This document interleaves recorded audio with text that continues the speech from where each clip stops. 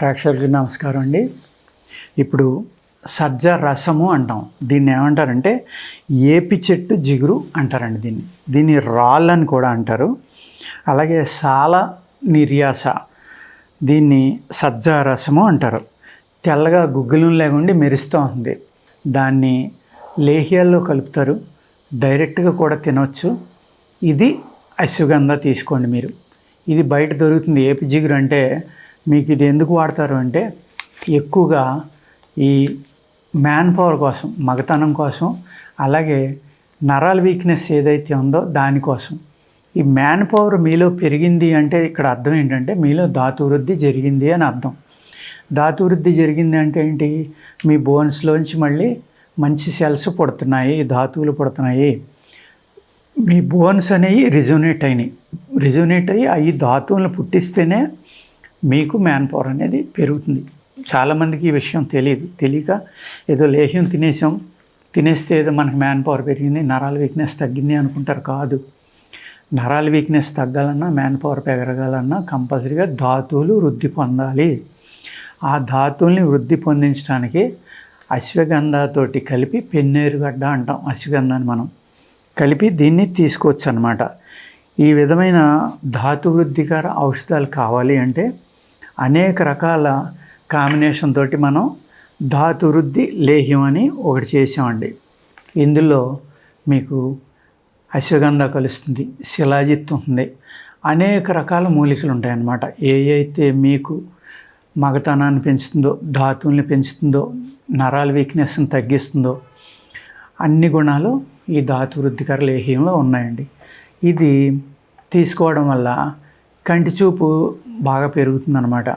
కొంతమంది ఫోన్ చేసి నన్ను అడుగుతున్నారు, నాకు కళ్ళు మసకలు ఉన్నాయండి, మీ లేహ్యం తింటే తగ్గిపోతుందా, కళ్ళు బాగా కనపడతాయి, 100% గ్యారంటీ అని. గ్యారంటీ అనేది దేనికి ఉండదండి. భగవంతుడైతే గ్యారంటీ ఇవ్వగలడు. నేను మనిషినే కదా మీలాగా. గ్యారంటీ ఇవ్వటం అనేది జరిగే పని కాదు. మీరు సరిగ్గా వాడకపోయినా నాదే తప్పు అవుతుంది, పచ్చిం చేయకపోయినా మాదే తప్పు అవుతుంది. ఇది తిన్నప్పుడు మీరు చింతపండు తప్ప అన్నీ తినొచ్చండి. ఒకే ఒక్కటి చింతపండు తినకూడదు. ఇది తిన్నప్పుడు ఇది పాలతోటే తీసుకోవాలి. నీళ్లతోటి, గోరువెచ్చటి నీళ్లతోటి తీసుకుంటే దాని యొక్క శక్తి కొంత తగ్గుతుంది. మీరు అనుకున్న రిజల్ట్ రాకపోవచ్చు. ఎప్పుడైతే నరాల వీక్నెస్ని తగ్గించిందో, శరీరానికి బలాన్ని ఇచ్చిందో ఆటోమేటిక్గా మీ యొక్క కంటి చూపు పెరుగుతుంది. మీ యొక్క బ్రెయిన్ శక్తి కూడా విపరీతంగా పెరుగుతుందండి. ఈవెన్ ఇది బాడీ బిల్డింగ్ చేసే వాళ్ళు కూడా వాడుకోవచ్చు. మీ మజిల్ బూస్టప్ కూడా చాలా బాగా చేస్తుంది అనమాట. అలానే ఓన్లీ మగవాళ్ళే వాడుకోవాలని లేదు, స్త్రీలు కూడా వాళ్ళకి నరాల వీక్నెస్ కానీ, వీక్నెస్ వల్ల వచ్చే జబ్బులు ఏమైనా ఉంటే అవన్నీ కూడా తగ్గించడానికి చాలా చక్కగా పనిచేస్తుందండి. ఎందుకంటే స్త్రీలు ఉదయం నుంచి సాయంత్రం దాకా పని చేసుకునేవాళ్ళు, ఇంట్లో పని అంతా వాళ్ళే చేసుకునేవాళ్ళు. అలాంటి వాళ్ళు తీసుకున్నారనుకోండి, 15 రోజుల్లో మంచి బలం వచ్చి వాళ్ళు అలసిపోవటం కానీ, నీరసం కానీ, ఆ నీరసం వల్ల వచ్చే జబ్బులు ఏవైతే ఉన్నాయో అవి అన్నిటి నుంచి రక్షించడానికి ఇది చాలా చక్కగా పనిచేస్తుందండి. అదే ధాతు వృద్ధి ఈ సజ్జరసం, రాళ్ళు, ఏపి జిగురు అంటారండి. ఇది అర్థమైందండి. సాగుతుంది. ఇది నానబెట్టిన తర్వాత జిగురు కింద కొంచెం వగర ఉంటుందంట. ఓకే. రక్తద్వాషము, నొప్పులు, మోషన్స్, చెమట, కురుపులు, విషము, విసూచి అంటే ఏంటంటే మనకి అమ్మవారు వచ్చిందంటాం కదా, ఆ అమ్మవారు వచ్చింది, అది కూడా తగ్గిస్తుందండి. కాళ్ళు పగుళ్ళు, రుచి లేకపోవడం మనం తిన్నది, ఈ అన్నిటి మీద పనిచేస్తుంది. అదేవిధంగా కామవృద్ధి, వీర్యవృద్ధి, వీర్యస్తంభన చూసుకోండి. 3 పనులు చేస్తుంది ఒకే మందు. ఇది అంటే ఇది లేహ్యాల్లో చాలా ఎక్కువగా వాడతారండి దీన్ని, అనేక రకాల లేహ్యాలు. అలా కాకుండా ఓన్లీ ఇది అశ్వగంధ కలుపుకుని వాడుకోవచ్చు. కావాలంటే అందులో కొంచెం శిలాజిత్ కూడా కలుపుకోవచ్చు. కానీ శిలాజిత్ చాలా చిన్న మోతాదులో కలుపుకుని వాడుకుంటే, పాలల్లో కలుపుకుని, ఇది ఏదైతే నేను పైన చెప్పిన ఉపయోగాలు ఉన్నాయో అవన్నిటికి కూడా చాలా అంటే చాలా బాగా పనిచేస్తుంది. ఇది ఎవరైతే ధాతువులు తగ్గిపోయినాయి, ఎవరైతే వయసులో నాకు నరాల వీక్నెస్ వచ్చింది, నేను మగవాడిగా నిరూపించుకోవాలి, నా బాడీలో మళ్ళీ శక్తి రావాలి, నా సంసారం విచ్ఛిన్నం అవ్వకూడదు అనుకునే వాళ్ళు ఇటువంటివి మీరు హ్యాపీగా వాడుకోవచ్చండి. ఇది ఇలాంటివి చెప్తే ఒక 80-90 ఏళ్ళ వాళ్ళు కూడా నాకు ఫోన్ చేసి అడుగుతున్నారు, ఇది యవ్వనంలో ఉన్న వాళ్ళకి, అంటే ఒక 20 నుంచి 35, 30లో ఉన్న వాళ్ళకి చాలా స్పీడ్గా పనిచేస్తాయండి. ఒక 70 దాటాక 80, 90 సంవత్సరాల్లో ఏమవుతుందంటే మనం న్యాచురల్గా ప్రకృతి సహజంగానే మన యొక్క ముసలితనం అనేది వచ్చేసింది. మన బాడీలో మెకానిజం ఏదైతే ఉందో అది చాలా స్లో అయిపోతుందండి. ఆ మెకానిజం స్లో అయిన దాన్ని ముందరకు తీసుకురావడం చాలా కష్టం. అటువంటప్పుడు ఆ రిజల్ట్స్ మనకు వస్తాయని ఆశించొద్దు. కానీ నీరసం రాకుండా మళ్ళీ శక్తిని ఏర్పాటు చేసి ఇది ఒక 3 నెలల నుంచి 6 నెలలు తింటే కనుక కొంతవరకు మనకి బాడీ రిజనరేట్ అవ్వడానికి అవకాశం ఉందండి. చక్కని యాంటీ ఆక్సిడెంట్గా పనిచేస్తుంది. అంచేత ఏంటంటే ఈ ఏపి జిగురు ఏదైతే ఉందో ఇటువంటి ఉపయోగాలు చాలా చక్కగా ఉన్నాయో అటువంటి ఉపయోగాలన్నీ కూడా మన ఈ లేహ్యంలో చాలా వరకు ఉంటాయండి. ఉండి మీకు బలం కలిగించడంలో కానీ, మజిల్ బూస్ట్ చేయడంలో కానీ, లేకపోతే అనేక రకాలుగా మీకు మన లేహ్యం ఉపయోగపడుతుంది. అదేవిధంగా ఈ సజ్జారసం అన్నది ఏపి చెట్టు జిగురు ఏదైతే ఉందో రాళ్ళు అంటారు దీన్ని. సాల నిర్యాస అని కూడా అంటారు దీన్ని. సాల నిర్యాస అనేక రకాల పేర్లు ఉన్నాయండి. దీన్ని ఏం చేసేవారంటే పూర్వం సువాసన కూడా వస్తూ ఉంటుంది. దీని యొక్క గాలి అంటే దీన్ని ధూపం వేయటం వల్ల మనం సాంబ్రాణి కానీ, గావపలుగుల సాంబ్రాణి ఇలాంటి ధూపాలు వేసుకుంటాం కదా సాయంత్రం అయ్యే ముందర ఇంట్లోని వేయడం వల్ల ఈ బ్యాడ్ ఇంపాక్ట్స్ అన్నీ బయటకు పోతాయని ఆ విధంగా కూడా దీని ధూపాన్ని వాడుకోవచ్చండి. అలాగే దీన్ని మనకి సప్పిపొక్కులు అంటాం కదా, చిన్న చిన్న సప్పి లాంటివి, గజ్జిపొక్కులు ఇలాంటివి వచ్చి బాగా వేడి మంటలు వచ్చేస్తూ ఉంటాయి చూడండి.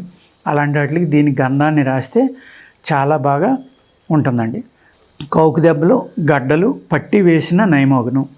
దీన్ని ఏం చేస్తారంటే కౌకు దెబ్బలు కానీ, గడ్డలు అంటే సెగ్గడ్డలు కానీ ఇలాంటివి వచ్చినప్పుడు ఏం చేస్తారంటే దీన్ని నీళ్ళలో చిక్కగా గంధం తీసి ఆ గంధంలో ఈ గుడ్డను ముంచి ఆ గుడ్డను అలా అంటించడం వల్ల దాన్ని పట్టి అంటారనమాట. పూర్వం అనేక రకాల పట్టీలు ఉండి, ఇప్పుడు జాన్సన్ పట్టీ అంటే అందరికీ తెలుసు. ఓకేనండి. జాన్సన్స్ వాళ్ళు దెబ్బ తగిలేటికి ఒకటి కొనుక్కుంటున్నాం, అంటించేసుకుంటున్నాం ప్లాస్టర్స్. అదేవిధంగా పూర్వం అనేక రకాల పట్టీలు వేసేవారు అనమాట.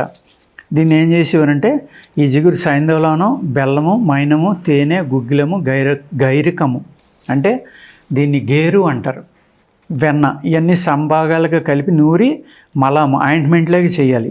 దీన్ని గుడ్డకు రాసి అంటింతే కనుక కురుపులు, గాయాలు ఇవన్నీ కూడా తగ్గిపోతాయి.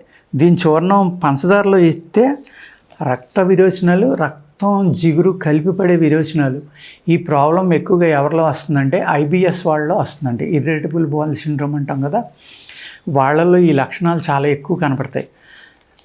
వాళ్ళకి ఆ రక్తం పసుతోటి కలిపి వెళ్ళినప్పుడు మంట కూడా చాలా ఎక్కువ వస్తుంది. ఆ అన్నిటి నుంచి కూడా మనల్ని కాపాడి మనకు మంచి రిలీఫ్ ఇవ్వాలంటే దీన్ని పంచదారతో కలిపి తీసుకోవాలండి. ఇంకా దీని డోసేజ్ చెప్తాను. అంటే దీని మోతాదు ఒక 3 అణాలు. అంటే ఆయుర్వేదంలో ఎలా ఉంటుందంటే అణ అంటే 600 నుంచి 650 mg అనమాట. ఒక అణ నుంచి 3 అణాల దాకా తీసుకోవచ్చు. పిల్లలైతే అర్ధన ఇవ్వచ్చు.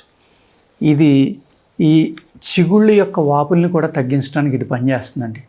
దానివల్ల దీన్ని ఏం చేస్తారంటే టూత్ పౌడర్లో కూడా కలుపుతారు కొంతమంది. అలాగే గమ్స్కి కూడా బలాన్ని ఇస్తుంది కదా, ధాతువులు తయారు చేసేది కాబట్టి ఇది గమ్స్కి కూడా శక్తిని ఇస్తుంది. అందుచేత దీన్ని టూత్ పౌడర్లోని, పేస్ట్లోని కూడా కొంతమంది వాడుతూ ఉంటారండి. ఈ విధంగా మనం ఏపి చెట్టు జిగురు ఏదైతే ఉందో దాన్ని మనం ఇన్ని రకాలుగా వాడుకోవచ్చు అన్నమాట. దీన్ని ఒక 250 ml కానీ 200 ml ఆవు పాలతోటి కనుక మనం ప్రతిరోజు ఉదయం చక్కగా ఆవు పాలు కాసుకుని, కానీ ఆవులు ఉన్న వాళ్ళు గుమ్ము పాలు అంటాం మనం. అంటే ఒక గుడ్డ కట్టి గ్లాసుకి దేనికైనా ఒక పాత్రకి దాని మీద కొంచెం పటిక బెల్లం వేసి డైరెక్ట్గా అందులోనే పిండుకోవాలి. పాలు పిండుకుంటే ఈ పటిక బెల్లం కరిగి కిందకి వెళ్తుంది. ఆ వడపోసిన ఆ గుడ్డ తీసేసి అందులో కనుక మీరు ఈ జిగురుని కనుక ఒక అణ నుంచి 3 అణాలు ఎత్తు అంటే ఒక 2 grams దాకా మీరు కలుపుకుని కనుక తాగితే విపరీతమైన కామశక్తి, వీర్యవృద్ధి, మగతనం పెరుగుతాయండి. చాలా చక్కగా పనిచేస్తుంది అనమాట. ఎప్పుడైతే మగతనం పెరిగిందో అప్పుడు మీకు ధాతువృద్ధి అయినట్లు లెక్క. ధాతువృద్ధికర ఔషధాల్లో ఇది కలుపుకుంటే, దీన్ని వాడుకుంటే నీరసం లేకపోతే కాళ్ళు లాగటం అనేక రకాల సైడ్ ఎఫెక్ట్ల నుంచి చాలా అద్భుతంగా మిమ్మల్ని కాపాడి చక్కగా రిలీఫ్ ఇస్తుంది అన్నమాట ఇది. ఓకేనండి. నమస్కారం.